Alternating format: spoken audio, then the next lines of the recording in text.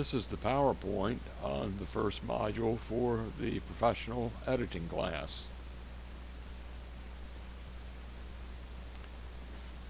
So the big picture. Here's an important question for an editing class. What should it be about? And you can see two images there on the slide. And the one on the left, if you're not familiar with these, you'll become familiar with them this semester. These are proofreading marks. The one over on the far left, the three lines under the C and capitalize, what that means is to make that into an uppercase C, for example.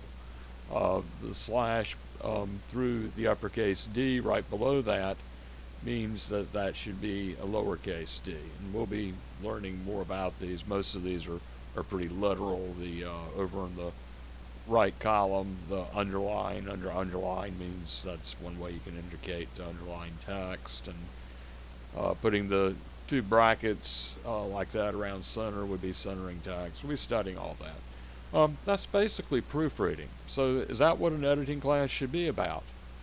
Or should it be about the screenshot in the right column? You might have to get up a little bit closer to that to actually read it, but what this is, it's a letter that I received when I was working on my book. And it has some directions for me about what I was supposed to do in terms of dealing with the text, with the page proofs that I was getting. And this was from an editor. So this type of activity that we see ongoing in the image on the right is very different from the one that we see on the left. They're all part of the same picture, though I think it's also worth noting that generally proofreaders are, at least in the past, have not been regarded as people who are as highly educated as editors. Traditionally, a proofreader might have a high school education. An editor would be expected usually to have a college education. Of course, sometimes starting with a big publishing house as a proofreader can be an entry-level position. But we're going to try to do some of both in this class. What I'd like for you to learn is to not only learn the marking for to be used in proofreading and marking text, and we'll also talk about marking electronic texts, which is a little different, a lot more literal, and doesn't make use of all of these different marks, like the three lines under the C, meaning to capitalize a letter. But they're still used to some degree with print shops, so I think they're worth learning. And what's even more worthwhile is trying to get at grammar issues that you may be having. And some of you have been asking about the electronic journal, and that's what we'll be doing in there. You'll just be doing some writing, and I'll want you to actually proofread it before you turn it in, but it can be anything. It can be a diary, or it can be a longer piece that you're working on. And we'll try to get at what the particular types of grammatical errors are that you're making and learn how to correct them and where you can go to get more information.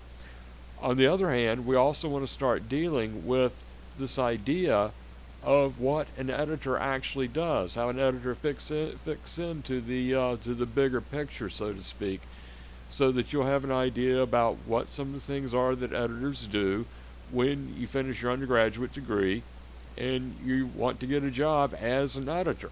And I realize that many of you may be interested in actually doing that. Some of you may be creative writers, and you might think that you might want to edit a literary journal of some sort, and that sometimes those jobs have to be done voluntarily at first. But something else that you can do, and that's that this class deals with, is the idea of editing in a variety of different scenarios. This course used to be called Professional and Technical Editing, and we do think about editing and how it works for the in terms of technical editing, working with the texts that deal with science and technology, and can be a good way for you to make some money and to make, as a freelancer. That's a good way to make money, especially if you're thinking about going on to graduate school or something like that. Okay, here's a link that you can click on, and what you can do is you can pause this PowerPoint. So go ahead and do that and click on the link, and it'll take you to the website. There is for an editors group in the in San Francisco area. And just click on some of the different links that they have there so that you can learn about different aspects of editing. And when you're done, come back to the PowerPoint and click on the button for it to make it begin to play again. After you're done with that, what I'd like for you to do is to come back and click on this particular button, and you'll see some of the many different types of jobs that editors may do. There's developmental editors. These are especially popular with nonfiction books. A lot of times there might be a particular topic. It may have something to do with finding somebody who can write a good book, like a good dummy's guide to a particular piece of software, or it could be a political issue or something like that that a publishing house wants to publish a book on. And so they may have a developmental editor who may identify somebody who would be good to write such a book, and then to work with that person to get the book written. That doesn't happen, of course, with really with fiction or with poetry, or especially not with beginning authors. But actually, what drives the publishing industry, and this has been true for a long time. We hear a lot these days about all the problems in the publishing industry, especially with publishing the novel. But what's been true for a long time is that nonfiction has driven the publishing industry anyway. You look at books. There was one called The Road Not Taken, which was kind of a psychology help book that was popular back in the 80s or maybe the 90s. But it was on it was number one on the bestsellers list under nonfiction just for for almost a year.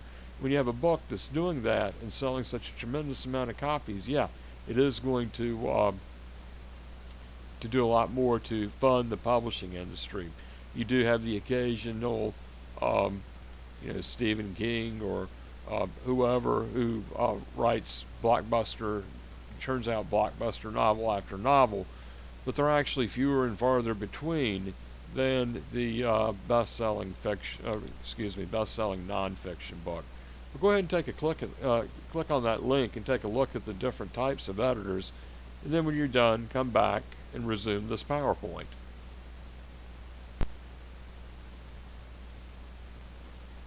Okay, so the idea of the relationship between readers and editors is a complicated one. And I've listed a few different types of readers. With the traditional reader, I'm thinking that the editor interacts with is the person who picks up a magazine or a newspaper or a book and reads it. And this is someone that the editor is definitely thinking about. Who is going to read this book or this article or what have you. Something that we moved into more so since the 1980s, since computers and now different types of smart devices have become so prevalent in our society, is the reader as a user. Now, this person has actually been around, the reader as a user has been around, we could say, definitely for about 100 years. As soon as technology started making its way into the household, one of the technological devices that immediately started freeing up women to do other things was the washing machine. But of course, there had to be instructions that were written for washing machines and for vacuum cleaners and things like that. And so we have this reader as user, and that person needs to be accounted for and studied and thought about. Now, the editor also works with the writer-reader. What I'm thinking about with the writer-reader is the writer who is interacting with the editor, reading the comments that the editor has made, and then responding to them to some degree. And then also the production reader. This might be the typesetter that there was a reference to in the letter that I received, for me to go back and to be sure that the typesetter hadn't made any mistakes. I had an article once that was in production, and I got the page proofs back. And there was the article was about an office in the FDA called the Office of Health and Industry Programs, and its acronym was OHIP. And I had a heading in the article that had something to do with OHIP, and the typesetter changed it to Ohio, which of course made no sense. You have to keep in mind that the typesetter, to start with, we could think about the educational level, might be someone who's just high school educated, but also they aren't necessarily reading the article, they're just setting the type. So, and that continues to be true today, even though we're working in an electronic environment. So we have the writer reader and we have the production reader as well, who needs to be able to tell what it is the editor wants in terms of how a document will be set up, in terms of the font that's going to be used, in terms of the point or the size that the font is actually going to be. So as the first word says there, it's complicated. So there's some questions about documents that we might ask that have to do with audience analysis. We might think in terms of what the origin is of the document. Does it come from a subject matter expert? Does it come from a technical writer who's working with a subject matter expert? Does it come from someone who is interested in promoting sales for a product or something of that nature? And we also need to think about what impact it should have. Is it, for example, is the writer seeking funding for a project through a proposal that's been written? Or is it intended to be used for instruction or as a manual of some sort? We might think in terms of who the readers are, what they know, what their emotional state is. What I'm thinking about here, one thing that comes to mind since I've done some consulting with Medtronic, which makes medical devices, they pioneered the pacemaker for the heart. And so some of their users of pacemakers, they may know very little or nothing about the pacemaker. And so you may not only have instructions in a set of literature for a pacemaker for a new patient, but you may also have information about how the heart works so the reader can better understand how the pacemaker is going to interact with their heart. And then their emotional state. What is likely to be the emotional state of someone who has just gotten a pacemaker? They may be frightened, of course, or nervous at the very least. And of course, we need to think about what the readers will use the document for. Is it for to be able to correctly follow a process or what have you? We need to think also about the cultural interpretations of a document, and this can be very important with different aspects, not just with the text, but also with the images. For example, the thumbs up image that we here in the United States take to be a positive, in as diverse places as the Middle East and Australia, that's considered to be an obscene gesture, kind of the equivalent of giving somebody the finger or shooting them the bird here in the United States, whatever you happen to call it. So all of these are different questions having to do with documents that relate to audience analysis.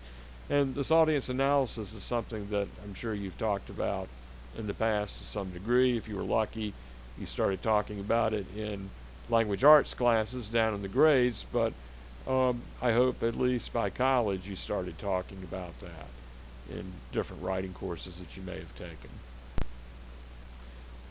And then we might think about accessibility issues. If you're going to put a document online, are you sure that everyone who needs to make use of it will be able to access it? And if you put it online, what's the difference between accessing it between a small screen of a cell phone and a big screen of a desktop computer? And so you have to certainly account for those. And then depending upon the age and of course the socioeconomic bracket of your readers, you might consider also whether or not traditional printed material might be a better way to connect with your audience. And so All these have to do with these constraints on development of the document and on production.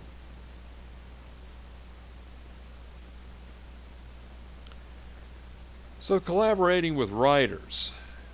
I have 3 questions here. We might actually start with the third one. Who have been your editors?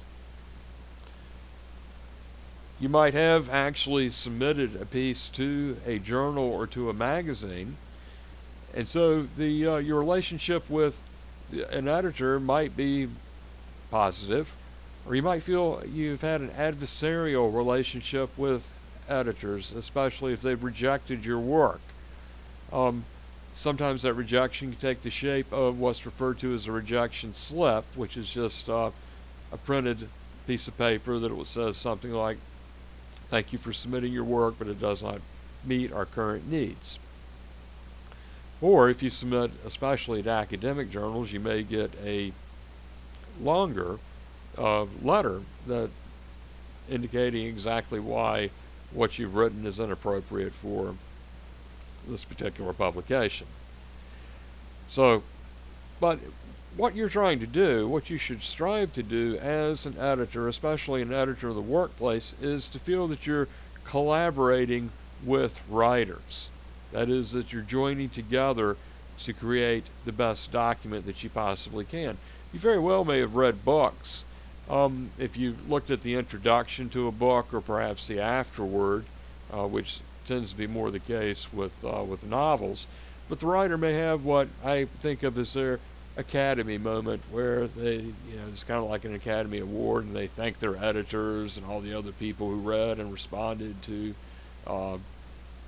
what they've written. And that's good. Very often you may see that writers are very profuse with their thanks to their editors. And that's the type of response that you want to have. You may not get quite as enthusiastic of a response from a writer of software documentation, for example, but that's what you should strive for. That's the way that you should think about it, because very often the writer is a subject matter expert. Now, of course, we tend to think of people in the sciences and especially in engineering as being terrible writers, and sometimes that's certainly true. Or writing is just something that they simply don't like to do, and it shows. Sometimes, however, they are quite good writers, and I've definitely found that to be the case. But regardless, if they are subject matter experts, they need to be treated with due respect. Of course, sometimes there are calls that you may have to make as an editor, and I did have the advice from someone who had a great deal of experience with editing when I was working on my master's degree and taking an editing course, that at some point you just have to take the material and publish it. Of course, especially when you're dealing with material that you don't really have a deep understanding of. And another editor once told me, who was a corporate editor, that I asked him if he thought it was better to have a subject matter expert, or someone at least with some knowledge of a subject area, to work as an editor in that field, and his response was, the best editors are a mile wide and an inch deep, which what he meant was that they have a broad range of capabilities, but what he was thinking about is their ability to manipulate and to clarify text. But the thing that you have to be careful about is that in manipulating text, that you don't change it so that it is then incorrect in some fashion. But there is a point where you just have to take it and publish it, and sometimes people can be very picky about how someone has taken their work and changed it. I had that type of experience when I was in my master's program, and I interned with a Fortune 500 company, and there were, in terms of working with software engineers, and they were reluctant to have their work rewritten by a graduate student, especially an MA in English. But again, sometimes you just have to, as an editor, you have to take the ball and run with it. And again, the older editors, more experienced editors, advice to me was not even to let them look at it, but I'm not sure that's such a great idea. So, but again, it turns into, it should be, you can still think of as being collaborative. When you do give somebody back, they start complaining about, they start just dickering with sentence structure. They don't like the way that you changed it, when the way that you changed it was better because it's more concise or what have you. But as long as you clarified that you haven't changed the content in an undue fashion, then you just have to go with it, with what's best to be printed. In terms of managing writers, it's best to be involved as early as possible, and this is certainly true with, there's another area, specific area in technical communication called user experience, which we more recently called, or less recently called, usability studies. But in user experience, that's also something you want to get the writer involved as early as possible.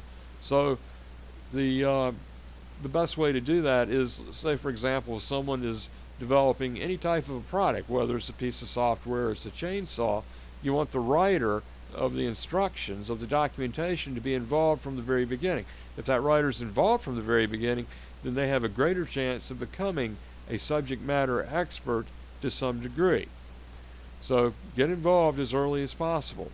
It's also a good idea to agree about expectations. You might try writing something down, putting it in writing, and getting the person to agree to what you've written. And there's also some reference to the idea of writing a letter of transmittal. That was what I was showing you back on the second slide, was a type of letter of transmittal. This is a document that's typically taught as part of a longer final report in courses like introductory courses to technical writing or to business writing. And at Georgia Southern here, it's writing in the workplace or technical communication. And a lot of times students will complain is that there's three different documents that you put at the beginning of a report that they think are too similar, and that's the letter of transmittal, the executive summary, and the abstract. And they do have some similarities because they are on the same topic, but they should be significantly different. And the way in which they're different is that the abstract is simply a description of what's in the paper. The executive summary also describes what's in the paper, but it makes a judgment. The writer of the executive summary makes a qualitative judgment as to what part of the report the reader will find most important, and then goes into more detail about that. And the difference between that and the letter of transmittal is that the letter of transmittal is a lot like the foreword to a book. The introduction to a textbook, is typically deals with the topic, but the foreword or the preface usually deals with the book itself as a document, and that's what letters of transmittal do. They're letters that deal with documents as documents. In other words, with the one that we were looking at on the second slide, the editor was giving me instruction on how to go about dealing with the page proofs that I was receiving on my book. So that letter of transmittal, again, it's part of that, part of managing writers, it's part of collaborating, and it needs to be written certainly with a respectful tone. And that's, of course, you catch more flies with honey than with vinegar. Okay, so that concludes my comments on the first module. I'll be doing other modules or other narrated PowerPoints to provide some additional instruction to what's in the book. If you have any questions, I'll be happy to answer them. Other than that, I'll see you online.